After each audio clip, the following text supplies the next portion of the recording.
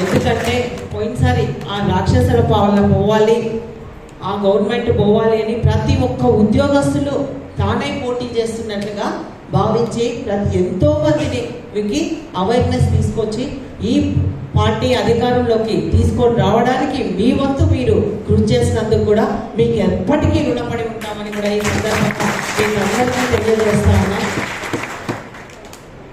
ఎందుకంటే ఇందాకే చెప్పడం జరిగింది 143 జీవో తీసుకొచ్చి ఎన్నో ఇబ్బందులకు గురి చేశారని. కాబట్టి తప్పకుండా మేము అసెంబ్లీలో ఈ విషయంపై ప్రభుత్వ దృష్టికి తీసుకెళ్తాము. వాటిని రద్దు చేయడానికి కూడా మా సాయశక్తిగా ప్రయత్నిస్తామని కూడా ఈ సందర్భంగా మీకు అందరికీ తెలియజేసుకుంటున్నాం. ముఖ్యంగా మనకి ఇక్కడ మన సంబంధించిన ఉద్యోగస్తులంతా ఇక్కడ ఉండడం జరిగింది. ఎందుకంటే ఇప్పుడే మేము కొత్తగా ఎన్నిక కావడం జరిగింది. గతంలో 2014లో ఉన్నాను. అయినా కానీ ఇప్పుడు గత ప్రభుత్వము ఈ పాలనను పూర్తిగా విస్మరించడం జరిగింది. ఎంతసేపు ఉన్నా ఎక్కడ స్థలాలు దొరుకుతాయా, ఎక్కడ కబ్జాలు చేద్దామా, వాళ్ళు బాగుపడిపోదామా అనే ఆలోచించినారు. కానీ మన బాధల గురించి, మన సమస్యల గురించి పట్టించుకున్న పాపాన పోలేదు.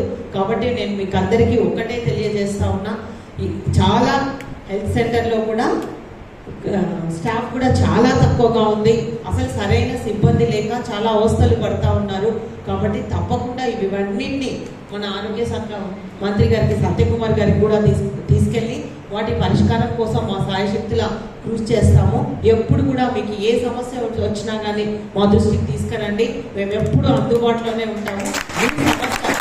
పరిష్కారం కోసం కూడా మేము సాయశక్తుల కృషి చేస్తామని కూడా ఈ సందర్భంగా తెలియజేసుకుంటున్నాం.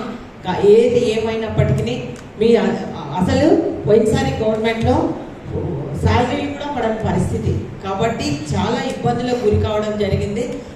మీ అందరి సహాయ సహకారాలతో, మీ అందరి కష్టంతోనే ఈ కూటమి పార్టీ అధికారంలోకి రావడం జరిగింది. అంతేకాకుండా చంద్రబాబు నాయుడు గారు కూడా ముఖ్యమంత్రిగా ఉండడం నిజంగా ఆయన బాగా విజన్ ఉన్న వ్యక్తి. మీకు అందరికీ తెలుసు, మంచి అడ్మినిస్ట్రేటరు ఆయన. ఏమున్నా కానీ వెంటనే దాని పరిష్కారం కోసం అహర్నిశలు మనకు రోజుకు 24 గంటలు ఉన్నాయి. దాంట్లో 18 గంటలు పనిచేసే వ్యక్తి ఎవరైనా ఉన్నారా అంటే అది ఒక్క చంద్రబాబు నాయుడు గారే. కాబట్టి అటువంటి వ్యక్తి మనకి ముఖ్యమంత్రిగా రావడము చాలా సంతోషం. కాబట్టి మేము కూడా మన సమస్యల పరిష్కారం కోసం తప్పకుండా కృషి చేస్తాం. మీ సమస్యలు ఏమన్నా ఉన్నా కూడా మా దృష్టికి తీసుకురండి.